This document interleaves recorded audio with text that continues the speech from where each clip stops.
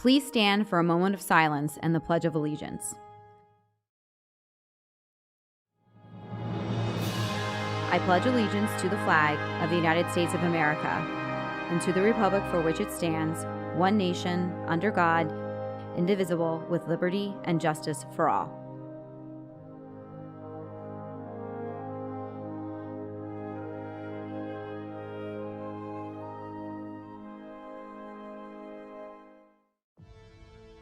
This is Parkland,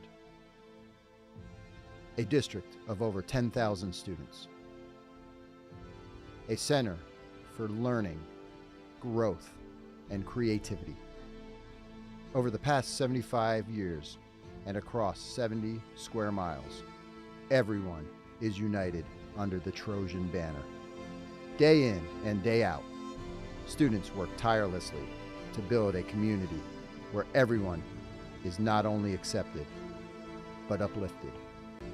Through the hard work and dedication of countless educators, an environment of trust, advancement, and excellence has allowed thousands of students to reach their fullest potential.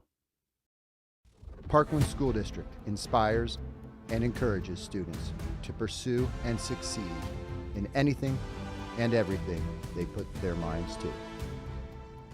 Every year, we come together as not just a district, but a community to create opportunities and achieve greatness.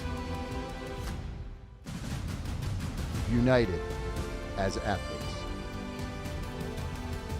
United as artists. United as scholars. United as educators. United as one Parkland.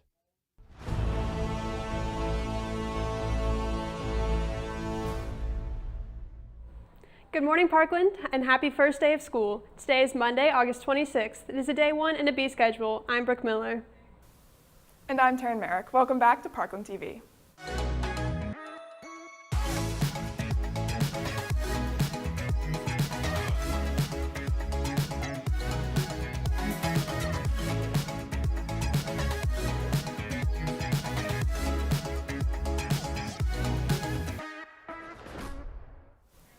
There will be a Leo Club meeting for all new officers and board members only on Thursday, August 29th at 7:20. The Spanish Club will be holding their first meeting Monday, September 9th from 3 to 4:20 in room B220.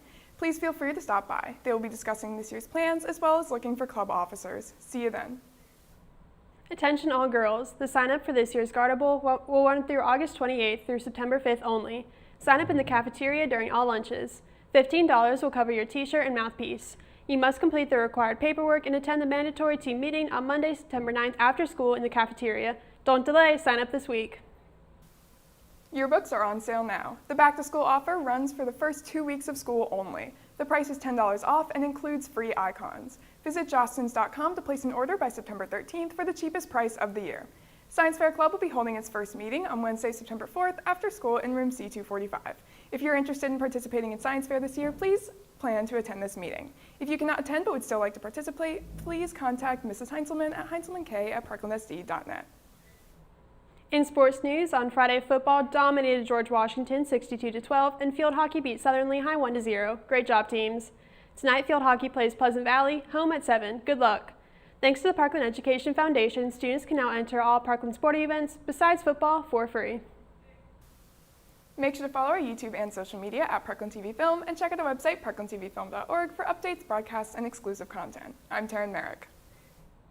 And I'm Brooke Miller. Have a great day, Parkland. Now over to Mr. Davidson with a welcome announcement.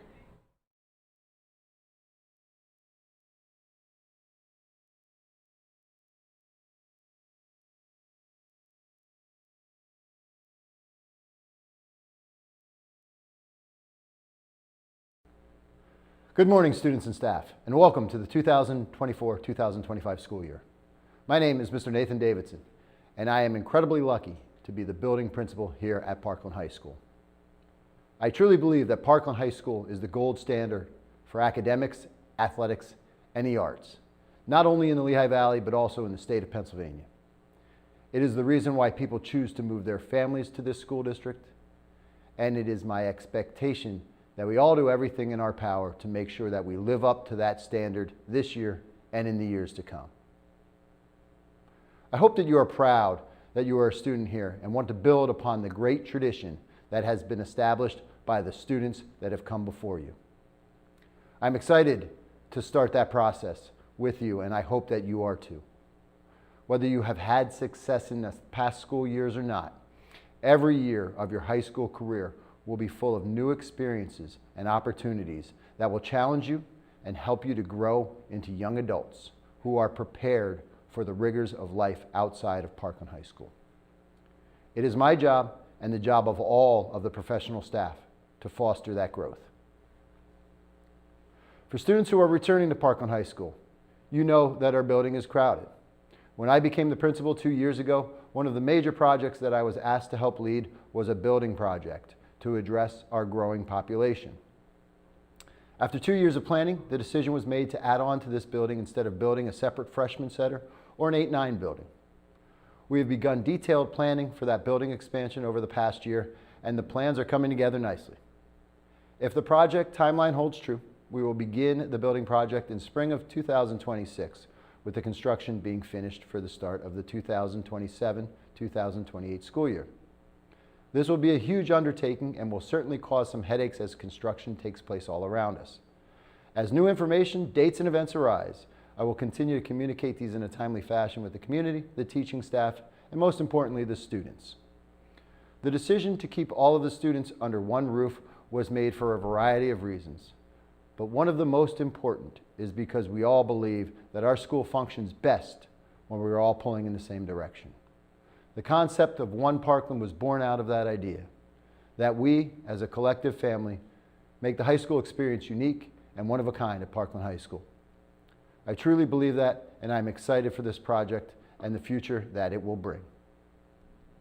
But before we get too far into the future, it is important that we all have an understanding of the behavioral expectations that are placed on every single student here at Parkland High School.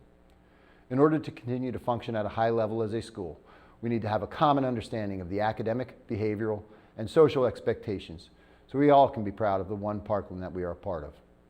Our first responsibility is to provide a safe and secure environment for all employees and students to work and learn within. Every year, our staff engage in safety training that is designed to ensure the safest possible school environment. Students have a role in ensuring that we maintain a safe school environment as well. Students are encouraged to report safety concerns in real time to their administration and to their teachers. This is the best way for us to respond to safety issues. Students that create an unsafe environment through their words, actions, will be disciplined accordingly. Students that bring weapons on campus intentionally or unintentionally will be expelled from school. Students who participate in bullying, cyberbullying, and/or harassment will face the strictest of consequences. Next on the list of importance is an understanding of the rules. Every student should familiarize themselves with the rules and policies found in the Student Code of Conduct.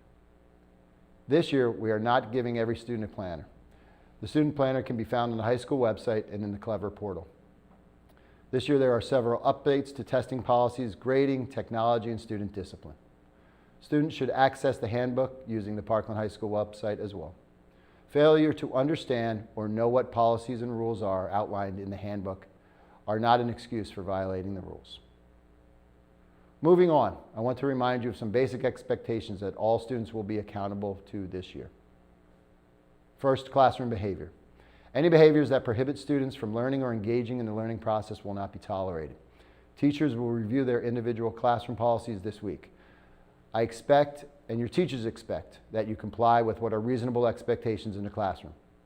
Disruptive behavior, disrespect, and/or defiance will not be tolerated in our classrooms. Your primary responsibility while you are inside these walls is to be a student. Learning is your job. Behaviors that prevent students from doing their job will have consequences. To that end, one major distraction in classrooms last year was the use of cell phones. Just like last year, phones and earbuds will be permitted in hallways and in lunch. All students should put away their cell phones once they enter the classroom. During classes, teachers will have the autonomy to determine the use of cell phones during instruction.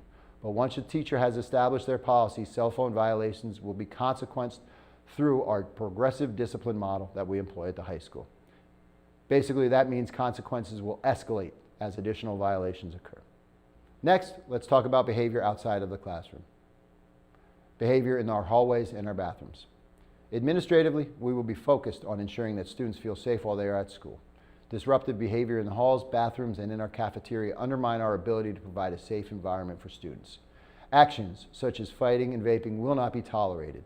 Similar to last year, bathrooms in the A, B, D, and E wings will remain open. The C wing bathrooms will remain closed. Third, just like last year, we will be enforcing the dress code. You will hear me use the term professional dress when referring to the dress code. First, wearing hats will not be tolerated during the school day. Same with hoods. Third, undergarments will be covered during the school day. For the rest of these requirements, please refer to the student handbook, which can be found on the website, as I stated. As educators, we take very little joy in enforcing the dress code, but we will do it to ensure that we have a professional environment in our classrooms. Finally, student drivers. Please, please, please familiarize yourself with the rules that govern student driving and parking on our campus. These rules are outlined on page 5 of the Student Code of Conduct and our School Board Policy 226, which outlines student property and student vehicles. Let's end on something new. You will notice as you enter the cafeteria that the lockers that were in our hallway have been removed and replaced with tables and chairs. Students and staff will be permitted to use this area during periods 1, 2, 3, 8, and 9 for quiet work. During lunch periods 4, 5, 6, and 7, this will be used for students who want to eat their lunches quietly and prefer to remain outside of the cafeteria. The quiet caf will not be open before school or after school. This is not a space to hang out in. Teachers know and have been instructed already that students who are sent there will need to be with an adult during those academic periods. It is not a space just to hang out on your own.